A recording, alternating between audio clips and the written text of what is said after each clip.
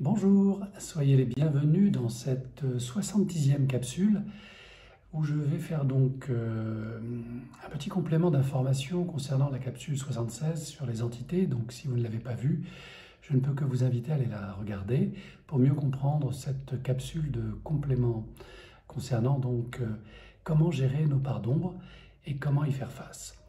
Donc bienvenue sur la chaîne YouTube ou sur la chaîne odyssée.com sur laquelle vous retrouverez donc les 500 audios d'hypnose et capsules et conférences, sans les publicités bien sûr que nous inflige YouTube.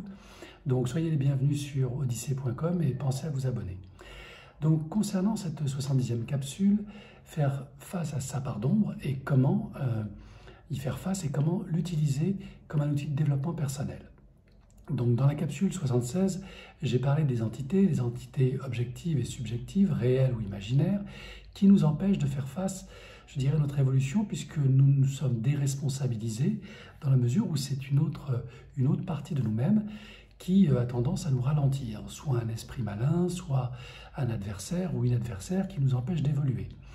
Dans cette capsule où on va reprendre, je dirais, la pleine part de sa responsabilité individuelle, nous allons travailler à découvrir nos zones d'ombre et à y faire face.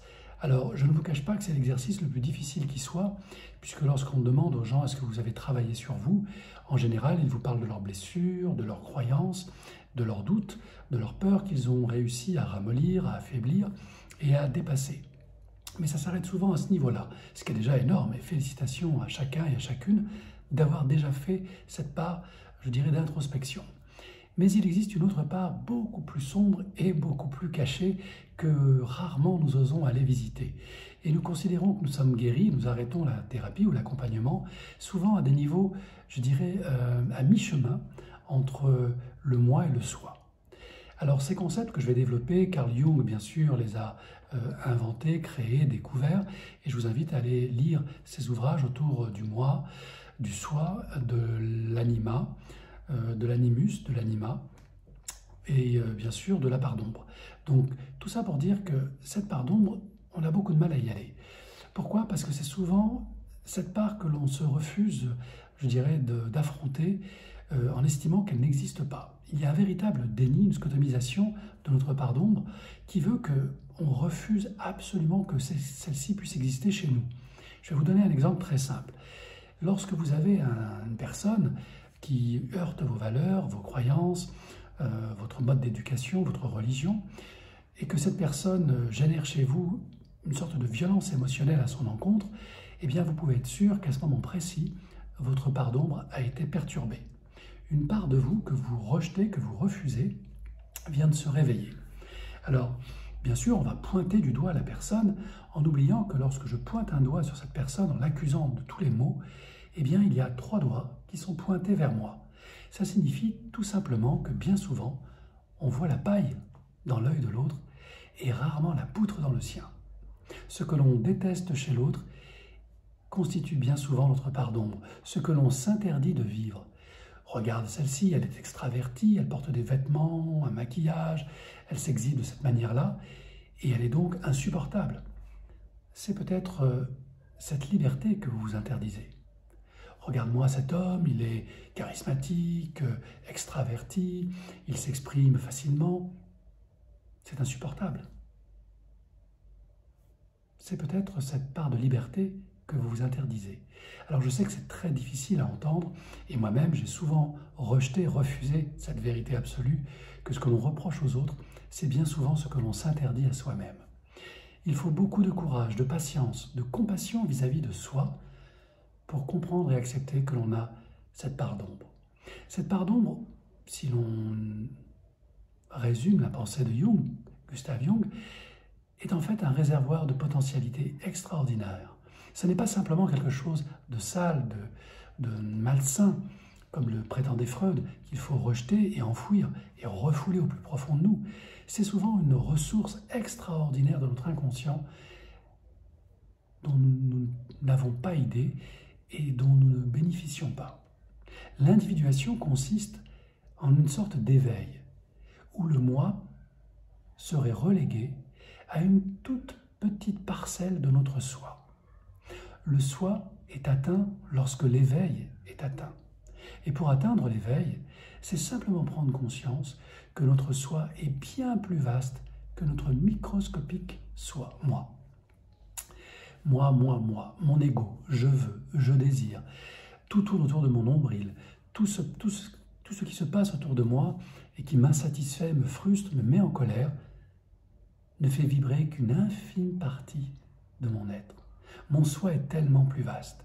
Imaginez que cette frustration que l'on ressent parfois ne soit qu'un petit point noir, sombre, sur une plage immense, lumineuse. Seriez-vous toujours aussi embarrassé, en colère, si vous preniez conscience que votre moi n'est que ce petit grain de sable un peu sombre sur la plage immense et lumineuse de votre soi? Il y a fort à parier que vous prendriez du recul, que vous commenceriez à nuancer, à relativiser cette frustration. Et que du coup, la vie deviendrait beaucoup plus vaste. Atteindre l'éveil ou l'individuation consiste à prendre conscience que nous ne sommes pas que la vague, que nous sommes l'océan tout entier, que nous ne sommes pas qu'un être humain sur une petite planète, mais l'univers tout entier, que nous ne sommes pas qu'une création du divin, mais le divin tout entier. C'est quelque chose d'assez déroutant, enivrant. C'était quelque chose de tellement vaste, aussi vaste que l'amour, que bien souvent on se l'interdit. On reste coincé dans ce déni, cette fameuse scotomisation qui consiste à réfuter les faits, à les rejeter, voire à les combattre. La plus grande peur que nous ayons n'est pas d'être imparfait, mais bien de briller, d'être à la hauteur de ce que la vie nous a donné. C'est ce qui nous fait le plus peur, être soi-même. Cette part d'ombre est une réserve extraordinaire d'évolution en nous, et il nous faudra l'affronter tôt ou tard.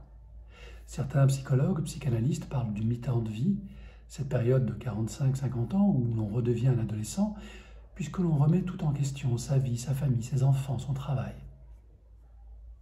Est-il nécessaire d'attendre ce mi-temps de vie pour se réveiller? Devons-nous souffrir pour prendre conscience de notre soi?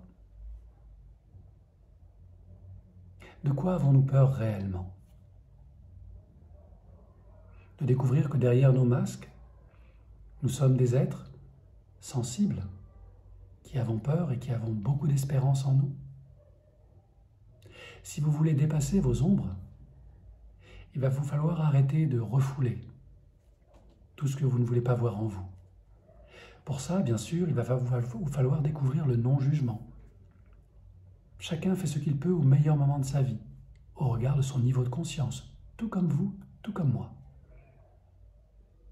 Cessez le jugement, lâcher prise, prendre conscience que cette ombre disparaîtra d'elle-même lorsqu'elle aura révélé tous ces trésors en vous.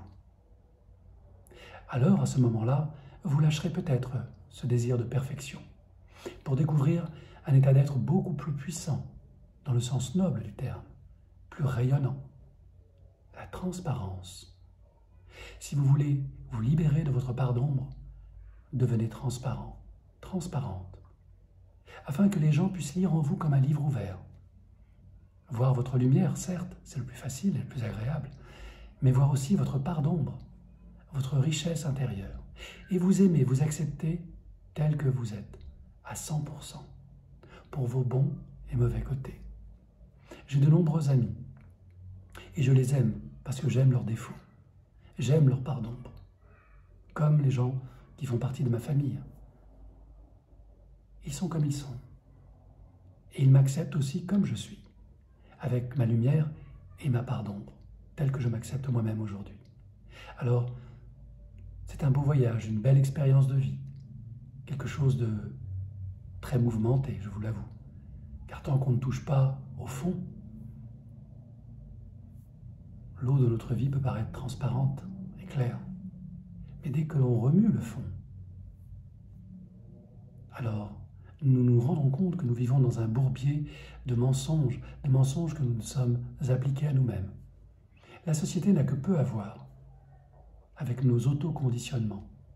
Cette capacité que nous avons tous à nous illusionner, à développer des pensées magiques pour échapper au réel, à notre petitesse, dans laquelle se cache assurément notre grandeur. Être en vie, c'est être la vie, pas juste la gagner, puisque vous l'avez déjà. Il n'y a donc rien à gagner, rien à perdre, juste à être. Et je vous encourage et vous souhaite de devenir qui vous êtes vraiment. Non pas la meilleure version de vous-même, juste vous-même, car elle est déjà parfaite. Merci. Namasté.